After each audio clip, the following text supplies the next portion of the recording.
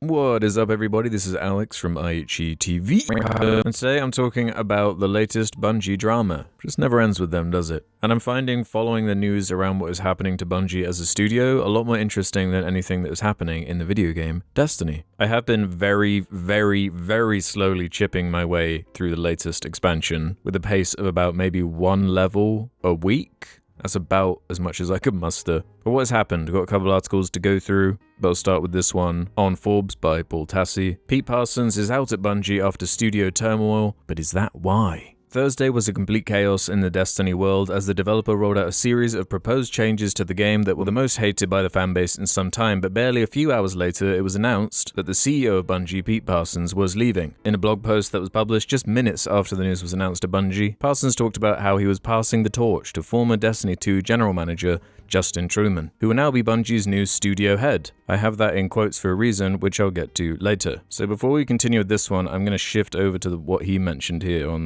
Bungie.net, this blog post, I guess by Pete Parsons. If you don't remember who he is, he was the CEO of Bungie. Interestingly, a couple of people who now no longer work at Bungie, but I've spoken to over the years, kind of in an off-the-record type way, would bring up this name to reference or point in a direction towards something that explains the situation of the studio, how they've handled themselves for the past decade or so. It would often point to upper management. And I'm kind of just sat here shocked that it took this long. If you don't remember, the meme with him was his vintage car collection worth millions and millions and millions of dollars. Right, so August 21st, this blog post was posted, passing the torch, a message from Pete Parsons to the Bungie community. After more than 2 decades of helping build this incredible studio, establishing the Bungie Foundation, and growing inspiring communities around our work, I've decided to pass the torch. This journey has been the honor of a lifetime. I'm deeply proud of the worlds we've built together and the millions of players who call them home. And most of all, I'm privileged by the opportunity to work alongside the incredible minds at Bungie. When I was asked to lead Bungie in 2015, my goal was to grow us into a studio capable of creating and sustaining iconic generation-spanning entertainment. We've been through so much together. We launched a bold new chapter for Destiny, built an enviable, independent live ops organization capable of creating and publishing its own games, and joined the incredible family at Sony Interactive Entertainment. I really dislike the way that whole sentence is phrased. Built an enviable for all the wrong reasons, in my opinion, sending all the wrong messages. Like that semi-recent news about the God of War cancelled live service and Concord and all of it. I don't know, it's just tone deaf. Everything about him is tone deaf. Also capable of creating and publishing its own games. I mean, they release expansions, but they haven't released a full game since, I guess, vanilla Destiny 2, which was built on the bones of Destiny 1. And this is riding off the back of everything that is happening with Marathon, the only game they've attempted to launch, or are attempting to, since then, and it's really not going well. And don't even get me started on the joining Sony thing, just wow. Today marks the right time for a new beginning. The future of Bungie will be in the hands of a new generation of leaders, and I am thrilled to announce that Justin Truman will be stepping into leadership as Bungie's new studio head. I've worked alongside Justin for many years. His passion for our games, our team, and our players is unmatched. As a leader in engineering, production, and design, and most recently as the general manager for Destiny 2, and our Chief Development Officer, he's been instrumental in bringing some of the most memorable moments in Bungie's history to life. He lives and breathes this studio, and I have full confidence that he is the right person to lead Bungie forward. Thank you for being the best, most passionate community in gaming. It has been a privilege to serve you. As for me, I'll be second star to the right and straight on till morning. Shut up. Short and sweet at least. 1, 2, 3, 4. You could just make out about 4 small paragraphs. This one's literally 2 sentences, does that count? So a couple of lines for every year that he's been there managing the company, nice. Then finally a message from Justin Truman, who most people will probably remember as the dude in that GDC Bungie videos talking about over-delivering. I really don't know much about this guy. I guess we'll see what he brings, but what does he say here? Like, he wrote more than Pete Parsons. In the 15 years I've been a developer at Bungie, I've worn a lot of different hats. As an engineer, I wrote some code I'm really proud of for our original weapons, abilities, and networking in Destiny 1. As a designer, I helped craft many of our Destiny 2 systems, including some of the endgame systems I got terribly wrong at Destiny 2's launch. Interesting how Pete didn't mention about doing anything wrong. This guy comes in and immediately talks about mistakes. As a producer, I helped our team build and roll out Destiny's first seasons. More recently, I've helped with our overall talent strategy as Chief Development Officer and have been helping the Marathon team as we build our next world. Across all of these different roles, Bungie's purpose has stayed clear.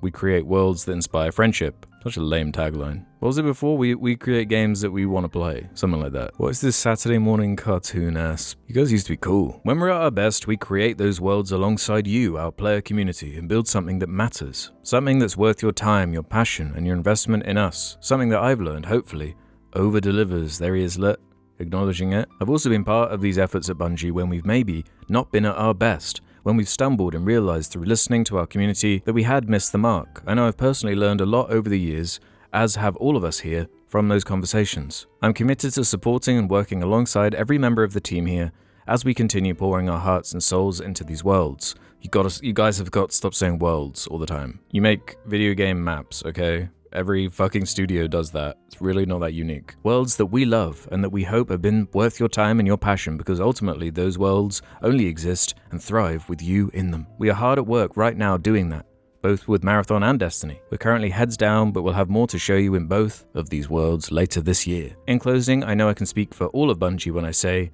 I appreciate your passion and perspective and the time you spent with us, and thank God Pete is finally gone. He didn't say that bit. Per audacia ad astra, Justin Truman, studio head at Bungie. I mean, his statement is definitely a lot more human and likable than this guff from Pete. Did he even write this? I don't even believe he wrote this. Some assistant or somebody put this together. It's just so unlikable. Now, what was being indicated from this Forbes article? First, Parsons. The widespread reaction from the community has been celebration, as Parsons has been painted as something of a villain by Bungie fans for a long time now, as the studio has made a series of poor executive decisions and laid off hundreds of developers based on those poor decisions. However, the narrative that because of the studio's problems, Parsons was just forced out by Sony is almost certainly not the case. It is overwhelmingly likely that this is the result of the Sony deal to purchase Bungie. That purchase saw vested stock deals for executives and Bungie veterans that were usually in either 3 years or 5 years, meaning those with deals could walk away with a big goodbye package of millions or tens of millions after that point in time. If that's what Parsons just did, that is easily tens of millions. Sony bought Bungie in July of 2022. It is now August of 2025, 3 years and 1 month after that purchase, and you can do the math. Elsewhere, from what was said and what I know through sources, again, Justin Truman is now studio head of Bungie. That term, studio head, you might notice is not CEO. That's true, I didn't spot that. The title that Parsons had. This is on purpose and is part of Sony's more firm hand steering Bungie going forward, something they've already talked about in recent earnings reports. Blake Battle will step up to now be GM of Destiny 2, replacing Truman. Dan McAuliffe is now executive producer of Destiny 2, replacing Battle. There are no changes to Tyson Green's position as Destiny 2's director, nor Joe Ziegler as Marathon director right now. However, Green is likely part of the veteran group who could get a payout after vesting, but I have no information on if or when he plans to leave. Ziegler, a much more recent hire after his time on Valorant, would likely have no such deal. Truman is much more well-liked than Parsons internally. Truman has, however, been etched in Destiny players' minds as the guy who said, Bungie shouldn't over-deliver.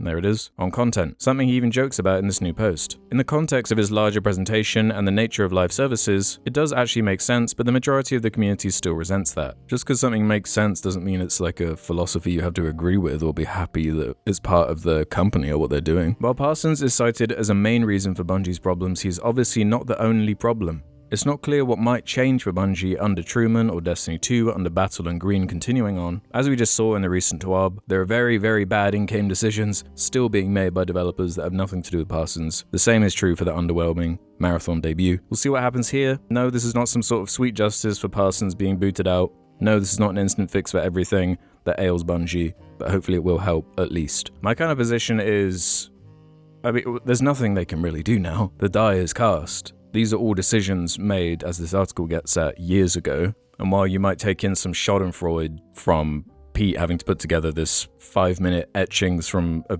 piece of tissue that he found in his pocket, the dude's still walking away with tens of millions that he's made off the back of the studio and sailing off into the sunset on his enormous boat that he probably has. What does it mean for the future of the studio? I don't know. Frankly, I think the saddest part is that I don't care. The DNA is so different. This merger and acquisitions horseshit has diluted anything that was cool about this to begin with. It's like, nice one, I guess Sony's left with this mess that they have to clean up and pay for. They're paying all these wages of anyone who's left. They're the ones paying to get Marathon into a workable state. And the same with Destiny. It's just another Titan falling. And in the saddest, most drawn out, most pathetic way possible. So those are my thoughts on this news. Good luck, Bungie, because you're going to need it. Let me know your thoughts on the state of Marathon, Bungie as a studio, Destiny as a game. I'm not really checking in on the community much nowadays, but I doubt the hopium level is particularly high at the moment. So let me know, and I'll see you on the next vid.